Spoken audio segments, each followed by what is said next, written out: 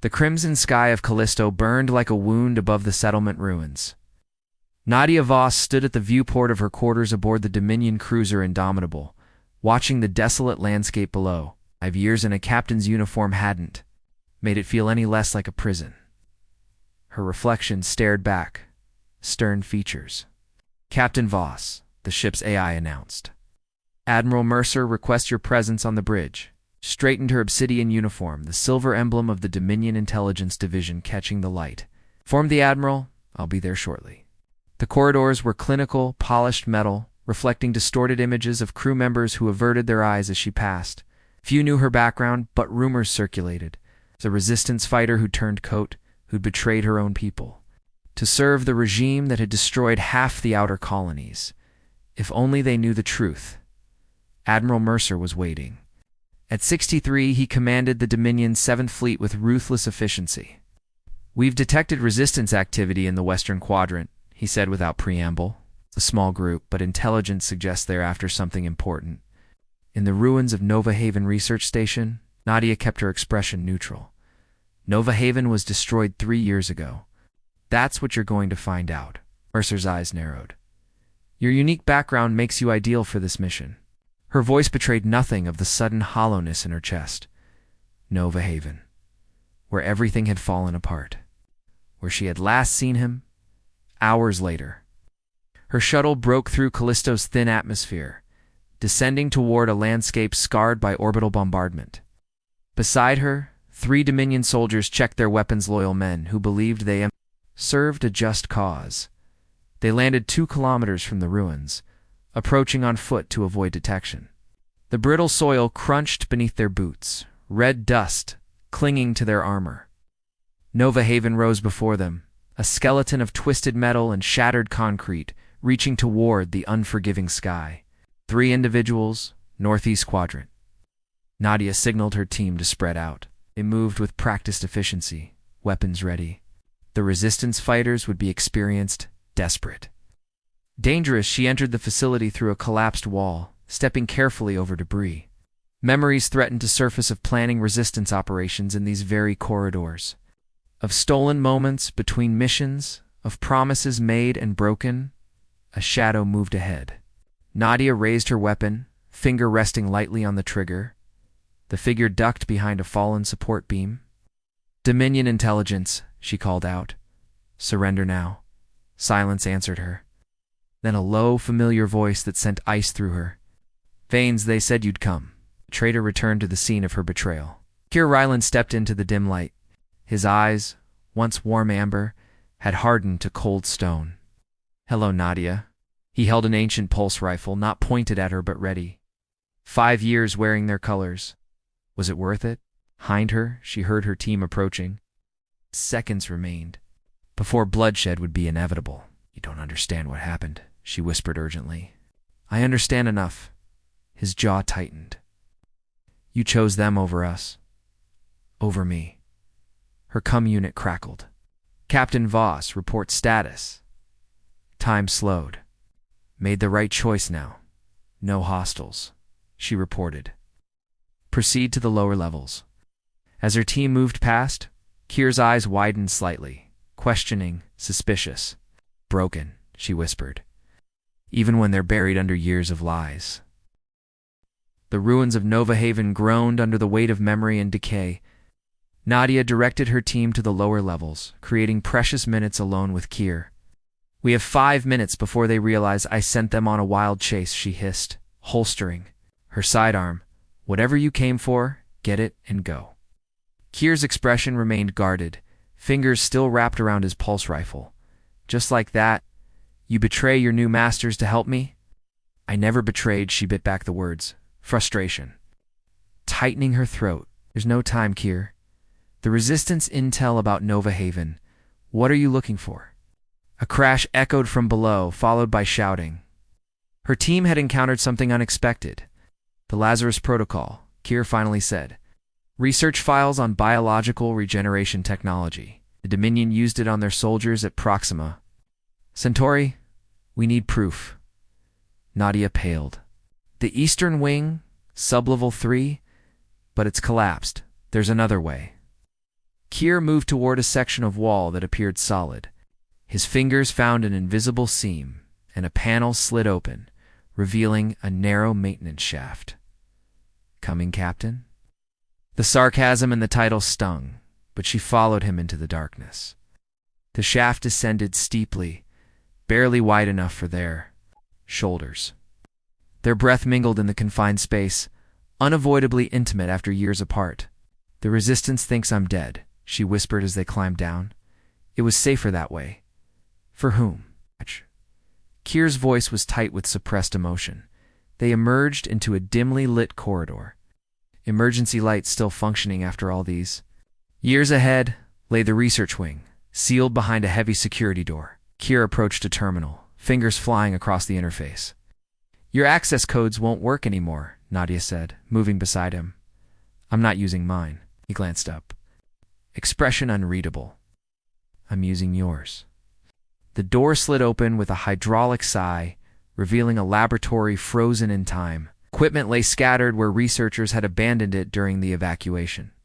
Holographic displays flickered with corrupted data. "How did you know my codes?" Nadia asked, unnerved. "I never stopped trying to understand why you disappeared." Kier moved to a central console. "Commander Jace, it's clear. We found it." From the shadows stepped a woman with close-cropped silver hair and eyes that missed nothing. She nodded curtly to Nadia. "So the rumors are true. The ghost still walks." Nadia acknowledged her former subordinate, running operations. "Now, someone had to, after you died." Jace began downloading files from the system. 30 seconds, and we're gone. The distant sound of boots on metal reached them. Nadia's team had discovered the deception. "They're coming," she warned, drawing her weapon. "I'll hold them off. Get what you need and go." Kier caught her arm. "Come with us." For a heartbeat, something cracked in Nadia's carefully maintained facade. "I can't." "Not yet, Captain Voss." A voice called from the corridor. "Report status?" 20 seconds, Jace muttered. "You stay, they'll know you've helped us," Kier insisted, grip tightening. "I have a cover story." Nadia pulled free. "Go. The Resistance needs that data more than it needs me." Their eyes locked, years of unspoken pain suspended between them. "Nova Sector abandoned mining outpost," she whispered. 3 days. I'll explain everything." Jace signaled completion as footsteps grew louder. Kier hesitated, then nodded sharply. 3 days, he echoed. "Don't make me wait again." They vanished. Through a concealed exit, as Nadia turned to face her approaching team, weapon raised. Her expression once again the perfect mask of a Dominion officer with a mission to complete. The abandoned mining outpost clung to the edge of a massive crater, half buried by ancient landslides. Nadia approached cautiously, her small scout vessel hidden kilometers away. She'd left the Indomitable under the pretense of following Resistance leads. Buying herself 48 hours before questions would be raised, dust storms had carved the outpost's exterior into smooth, organic shapes. Inside, the air tasted stale, recyclers long dormant. She moved silently through the darkened corridors, senses alert for traps or surveillance. "I didn't think you'd come." Kier's voice came from behind her, stood in a doorway silhouetted. Against faint emergency lighting, he'd shed his combat gear for simple civilian clothes, but the outline of a weapon was visible beneath his jacket. "I said I would." Nadia removed her Dominion insignia, placing it on a nearby console. A symbolic gesture.